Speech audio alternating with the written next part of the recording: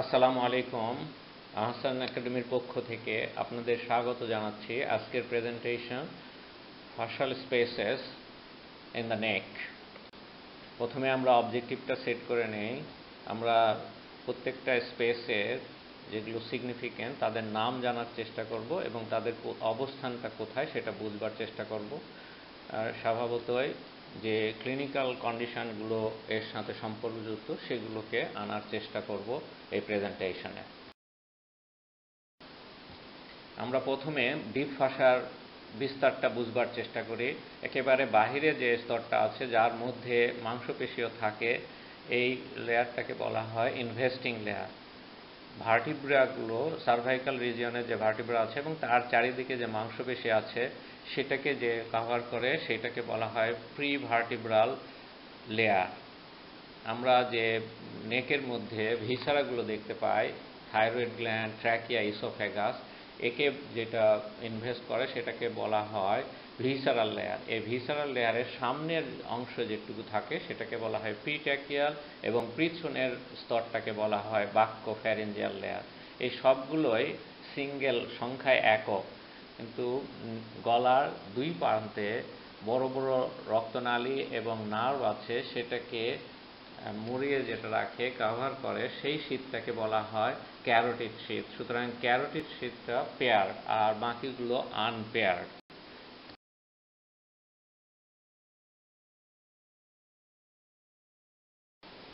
আমরা যদি একটু পুরা জিনিসটাকে ক্রস সেকশনে বুঝতে চেষ্টা করি তাহলে একেবারে বাহিরে আছে চামড়া, স্কিন, তার ভিতরে সুপারফিশিয়াল ফাসা যার মধ্যে একটা মাসল থাকে, এই মাসলটাকে বলা হয় প্ল্যাটিজমা।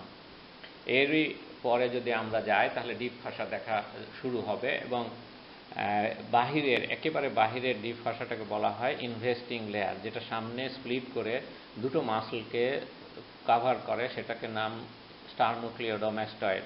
এরপরে এই দুই স্তর আবার জোড়া লাগে এবং পিছনে এসে আবার দুই ভাগে ভাগ হয়ে ট্র্যাপিজিয়াস মাসলকে এনক্লোজ করে।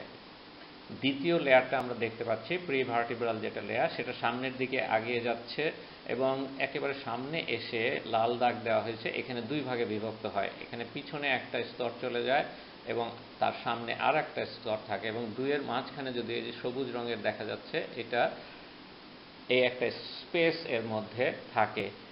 এই স্পেসটা হচ্ছে দুই লেয়ার প্রি ভার্টিব্রাল লেয়ারের মধ্যে স্পেস বলা হয়। এই স্পেসটাকে ডেঞ্জার স্পেসও বলা হয়। সামনের দিকের যে ভিসারাল লেয়ারের অংশ থাকে এটাকে প্রিট্র্যাকিয়াল বলা হয় এবং এই ভিসারাল লেয়ারের পিছনের অংশটুকুকে বলা হয় বাক্যোফ্যারিঞ্জিয়াল লেয়ার। এই বাক্যোফ্যারিঞ্জিয়াল লেয়ার এবং প্রিভার্টিব্রাল লেয়ারের মাঝখানে যে স্পেসটা থাকে বলা হয় রেট্রোফ্যারিঞ্জিয়াল স্পেস। এখন তাহলে আমরা দেখতে পাচ্ছি স্প্লিট দুই লেয়ার যেটা প্রিভার্টিব্রাল ভাগ হয়েছে, তার সামনের লেয়ারটাকে আমরা অ্যালার লেয়ার বলে, বিশেষ করে ক্লিনিশিয়ানরা এটাকে অ্যালার লেয়ার বলে। এবং এই অ্যালার লেয়ার পিছনে এবং প্রিভার্টিব্রালের পোস্টেরিয়র লেয়ারটার সামনে যে স্পেসটা থাকে এই স্পেসটাকে ডেঞ্জার স্পেস বলে, অনেক সময় অ্যালার স্পেসও বলা হয়।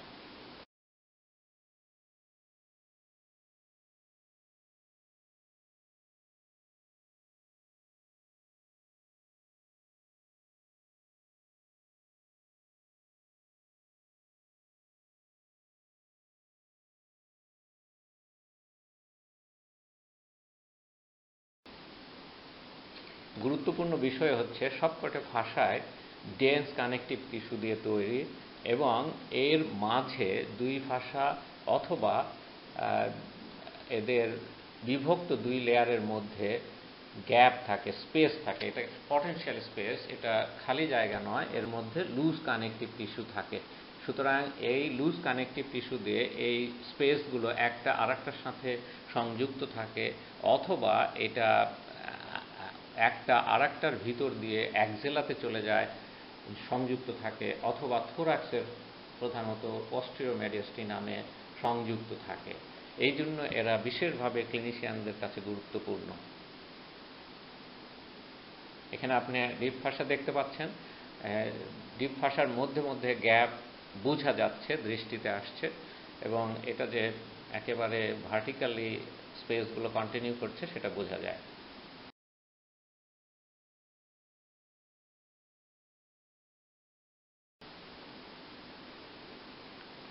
এখানে বিশেষ গুরুত্বের সাথে ফ্যারিংসের চারিদিকের স্পেসগুলোকে ক্লাসিফাই করা হয়।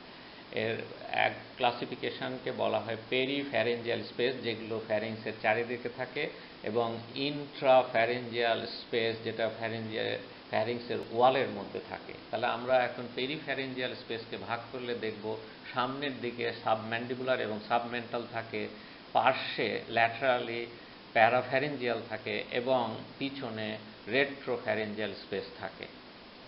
আমরা যদি অপরপক্ষে ইন্ট্রাফ্যারেঞ্জিয়ালে যাই তাহলে এটা দেখব যে কনস্ট্রিক্টর মাসল কোট এবং মিউকোজার মাঝখানে এই স্পেসটা পাওয়া যায়, এবং এই স্পেসে যদি কোনো ইনফেকশন হয় তাহলে স্বভাবতই এটা হয় এই স্পেসের মধ্যেই সীমাবদ্ধ থাকে, যদি দেরি হয়ে যায় তাহলে এটা ছড়াতে থাকে, এরা রেট্রোফ্যারেঞ্জিয়াল স্পেসে যায় অথবা প্যারাফ্যারেঞ্জিয়াল স্পেসে, অথবা দুই জায়গাতেই চলে যেতে পারে।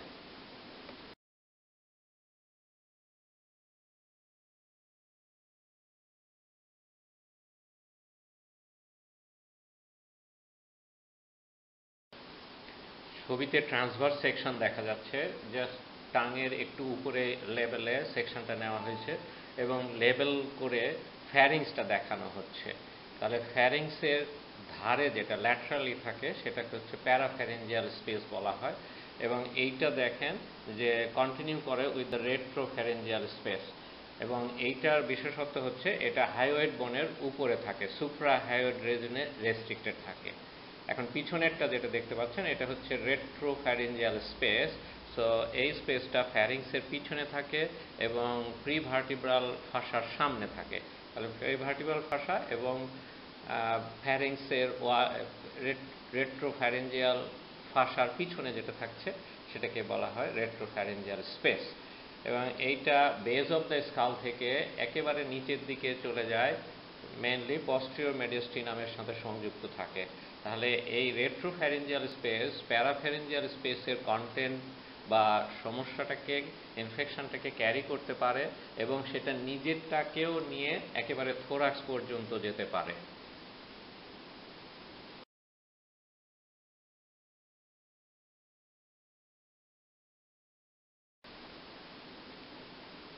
ইনভেস্টিং লেয়ারের যেটা আমরা বাহিরের ডিপ ফাসার লেয়ারটা থাকে সেটা হাইওয়েড বোনের উপরে উঠে আবার দুই ভাগে বিভক্ত হয়। এর যে সুপারফিশিয়াল লেয়ারটা থাকে সেটা বেজ অফ দ্য ম্যান্ডিবুলে লাগে, এবং ডিপ লেয়ারটা সাবম্যান্ডিবুলার গ্ল্যান্ডকে কভার করে মাইলোহায়োড লাইনে লাগে।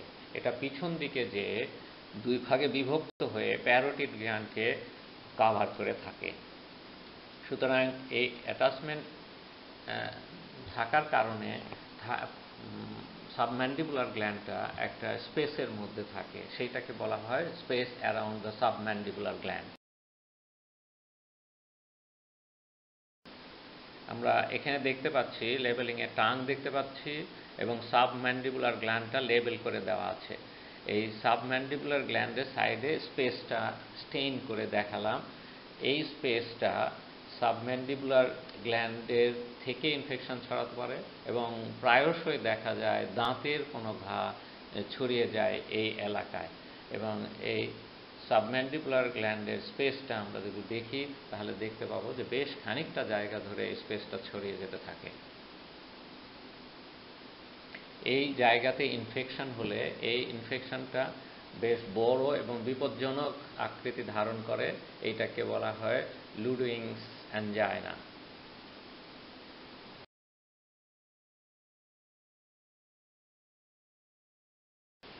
পেরিটনসিলার স্পেস আর একটা গুরুত্বপূর্ণ স্পেস, এটা ইন্ট্রাফ্যারেঞ্জিয়াল স্পেসের একটা অংশ। এখানে দেখা যাচ্ছে লেবেলিং করে দেখানো হয়েছে সবুজ চেইন দিয়ে। এটা টনসিলের চারিদিকে থাকে এবং পিলার অফ ফসেস বলা হয়, যেটা হচ্ছে প্যালাটোগ্লোসাল এবং প্যালাটোফ্যারেঞ্জিয়াল দুটো আর্চ থাকে, এই পিলারের মাঝখানে এরা থাকে, এবং যদি এখানে ইনফেকশন হয় তাহলে সহজেই এটা আদার ইন্ট্রাফ্যারেঞ্জিয়াল স্পেসে চলে যেতে পারে এবং প্যারাফ্যারেঞ্জিয়াল স্পেসেও সরাসরি চলে যেতে পারে। এই জায়গাটা যেহেতু টনসিলের খুব কাছে থাকে সেই জন্য প্রায়শই টনসিলার ইনফেকশন এইখানে ছড়িয়ে যেতে পারে যদি প্রপারলি চিকিৎসা প্রদান না করা হয়।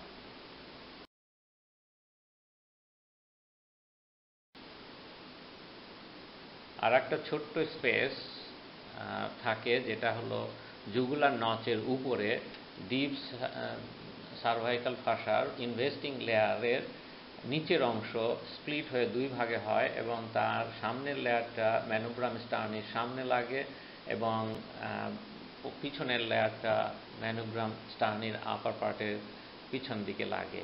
এই স্পেসটার আর একটা নাম হচ্ছে স্পেস অফ বার্ন। এখানে ছোট ছোট কিছু স্ট্রাকচার থাকে, যেমন স্টার্নোক্লিওডোমাস্টয়েডের ইনসারশনের হেডটা ওখানে চলে যায়। জুগুলার ভেইনের লোয়ার পার্টে অনেক সময় একটা অ্যানাস্টোমোটিক ভেন জোড়া লাগায়, সেটা এই স্পেসে থাকে। লিম্ফ নোড পাওয়া যায় এবং ইন্ট্রাক্লাভিকুলার লিগামেন্ট আছে, দুই মেডিয়াল এন্ড অফ দ্য ক্লাভিকুলকে যুক্ত করে, সেটাও এখানে পাওয়া যায়।